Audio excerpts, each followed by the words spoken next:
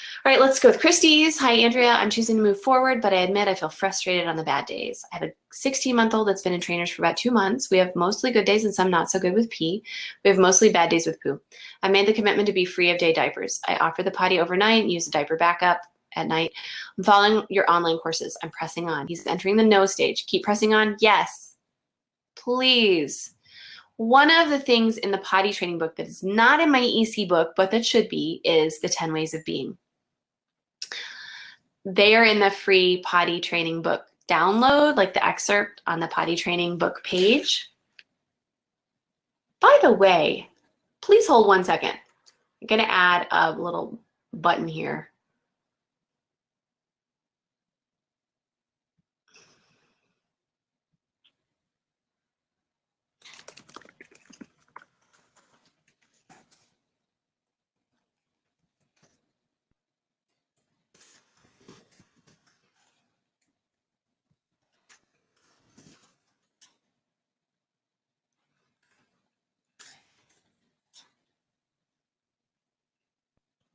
Okay, I've added a button. Yep, there it is. If you use the code TEATIME, you can get 20% off my books just today and tomorrow only. And 20% off my trainers and underwear on tinyandies.com. So I wanted to give that to you guys, only those of you who are on the call today. Okay, so I'm gonna put that in the side too. Tea time is 20% off code at Go Diaper Free and Tiny Undies. You usually don't see, I'm sorry, it might be 15% off. Let me see. And that'll get you all excited and then it's not. Let me check, sorry, 1 second, because I wanted to give you guys something and my assistant set it up and now I don't remember what she set up. Boop-a-doop-a-doop. All right. Da-da-da.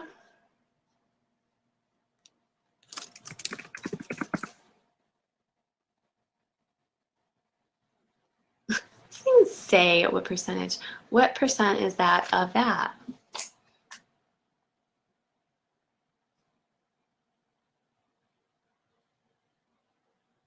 Sorry, 15% off, which is more than you get at tinyandies.com ever. So I'm just going to edit that button. Anyway, what I wanted to say is with the Tiny Potty Training book, you're going to have ways of being that are different from the EC group, EC book, and you're going to have a lot of a different mindset. So I'm going to give you a little bit of that wisdom right now. One of the things that you have to know is that you've got to stay steadfast. If we had a world crisis, or there was a crisis in Venezuela recently, it's probably still going on, where you cannot get disposable diapers, what would you do? You can't go back to diapers, can you? In 1957, 92%, hi, United Arab Emirates, awesome. Sorry, Sarah just joined us. If diapers were not available, what would you do? What would you do? You've made the commitment to be free of day diapers. Your child is now in the no stage. So what you do is you say, it's potty time, or you don't say anything. You're having bad days with poop. You will get on top of it. There's probably something else going on that you're not aware of, or you just need to up the ante, or maybe you need to do a potty training experience, Christy. So if you want to, grab the book, get the digital version, that would be the least cost. Read it, listen to the audiobook, whatever. Get into this mindset. So it's 16 months old. And maybe you already have the book. Maybe you already have the potty training book, in which case you should do the training experience over again from beginning to end if you're having bad days with poop still. There's something that's not clicking. So all of you, if you've done EC or if you've done potty training and you're having really bad days with poop, you need to do the potty training experience in my Tidy Potty Training book from beginning to end. Do it. I promise there's stuff in there that is nonverbal, that is physical, that you are going to have a click with your child after you do that experience. By doing the experience is the only way. You can't think it through and just think that you can change something in your day-to-day to get it to be done, but you have to actively do the whole training all the way through, and it will help your days be a lot better. Other thing you might want to do, Christy, is go commando. I know you've got my online courses and all that stuff, which probably means you're still doing EC. You probably have the wrap-up course. Use all that for your next baby, that's fine. But you probably want to do a potty training experience right now. And the reason is you've made the commitment, but you're still having problems. Nighttime, keep using the backup, that's fine. Press on, no stage, you get to be the one who decides whether he goes back into diapers or whether you decide to keep pressing on. So I want to tell you, so what I was going to say is in 1957, 92% of children were potty independent in the United States by 18 months old. So during this time, the no stage is going to get way worse. So you need to stop asking and be more directive, more firm, more matter of fact. He probably knows you're wavering because you're feeling so frustrated. And I just want to say, of course you feel frustrated. Everybody would feel frustrated in your situation. Everybody on this call right now probably feels frustrated in some way, shape, or form. You are not alone, Christy. But that doesn't mean give up. What it means is, okay, remember birth, how hard it was right at the very end? You couldn't give up. You had to press on because you get this reward of having a baby at the end. Even if you had a C-section. It's like really anxiety provoking. And then all of a sudden, whew, after that really, really crazy storm, you've got peace and a baby.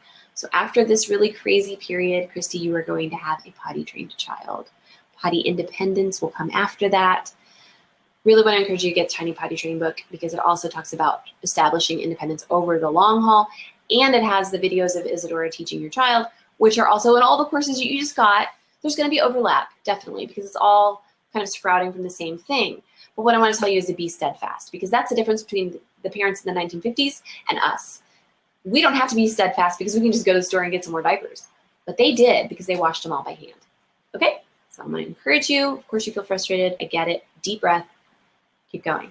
Stephanie has a follow-up question to Christy's. We're in a similar boat. Ditched daytime diapers around 14 months, but still having plenty of pee misses. Almost 2 months later, only had poop misses maybe twice in the last several months. Complicating our situation is daycare, which I just had to increase to 2 days per week. They're willing to take her to potty, but since they don't understand her cycles or timing, she's almost never gone there. Right, so with daycare, I would do an arrival potty and a pickup potty, and the rest I would use a backup at 14 months. Just keep it simple and say, hey, good, that's all you can do really. 2 days, I can have mine in for 5 days. It's hard. They're only there from 9 to 1, but it still takes a lot of getting used to. Caregivers are really, really, they just are set in their ways, and I understand why. So yeah, they're in there all day long, so it's harder. Okay, for you, just suggest to the daycare that they take the child, your child, to the potty every time they would take a 2-year-old to the potty. So whether she goes or not, they take her, sit her on there, tell them not to ask if they need to go. Actually, you could print this out if you want for my potty training class that I gave at my preschool, and I gave it to the teachers. You could give this to your teachers if you want to. Since your child is poop trained, this could be really helpful. So, okay, I've got 2 documents here I'm going to share with you guys. Number 1, tips for sending your potty training child to daycare.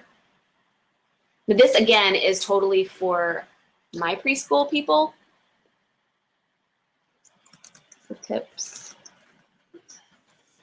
Oops, I can't see my keyboard. Tips for sending potty training kid to preschool.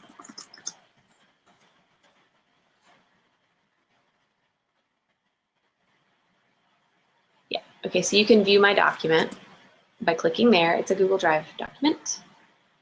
And then tips for managing children who are potty training. You could give this to them and just say, hey, my potty training mentor, EC mentor, gave me this. She gave it to her caregivers, and they use it to sort of help the people who are potty training their kids. We are making a whole program, but it's not ready yet. It's like a long-term thing that we're developing for daycares and stuff. But what it basically says is use transition times. So look at those 2, okay? Stephanie, hopefully that helps you. But the other thing is, great that you have very few poop misses. Pee misses 2 months later, it's okay. I know. I want to turn this into like a video that you can give to your daycare worker. Like, hey, this person's doing EC. This is what this is. I know it's hard because you've got a lot of other kids there, but it helps free them up to learn when they aren't worried and stressed and anxious about needing to go to the bathroom and not knowing how to tell you. So these are some suggestions that you can try. So for now, just use those documents. I haven't even really looked them over since I gave the course, but it was just a couple weeks ago. So hopefully you can use it. Just give it to them and just say, or just get some ideas off of it. Everybody who watches this. Okay, so look in the comments for those of you watching the replay. Those Google Docs are there. But, you know, also, we have a lot of people who do part-time EC at home only, and their child just starts demanding it at daycare eventually, usually by around 17 or 18 months. So don't sweat it. It's not going to derail everything, but it is hard because she's there so long. And signals and timing, don't even try. Just suggest they do transition times. You know how often your child goes. You say, hey, what's your schedule, daycare? Boom, boom, boom, boom. Okay. And then mark on the schedule here, here, here, and here. If you could please offer potty tunity, say this word, time to pee, whatever it is. It'll help. It'll help a lot.